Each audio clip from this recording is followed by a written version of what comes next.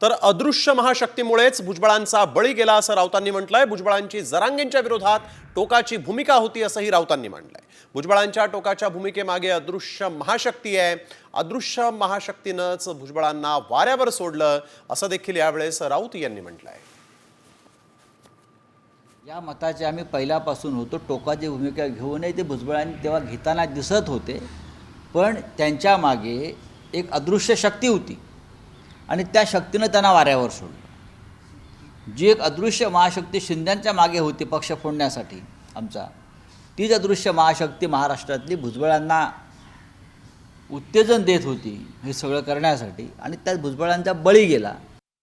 तर अदृश्य महाशक्तीमुळेच भुजबळांचा बळी गेला असं राऊतांनी म्हटलंय। भुजबळांची जरांगेंच्या विरोधात टोकाची भूमिका होती असंही राऊतांनी म्हटलंय।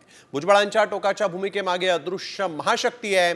अदृश्य महाशक्तीनंच भुजबळांना वाऱ्यावर सोडलं असं देखील यावेळेस राऊत यांनी म्हटलंय। या मताचे आम्ही पहिल्यापासून होतो। टोकाची भूमिका घेऊनही ते भुजबळांनी तेव्हा घेताना दिसत होते, पण त्यांच्या मागे एक अदृश्य शक्ती होती आणि त्या शक्तीनं त्यांना वाऱ्यावर सोडलं। जी एक अदृश्य महाशक्ती शिंद्यांच्या मागे होती पक्ष फोडण्यासाठी आमचा, तीच अदृश्य महाशक्ती महाराष्ट्रातली भुजबळांना उत्तेजन देत होती हे सगळं करण्यासाठी, आणि त्यात भुजबळांचा बळी गेला।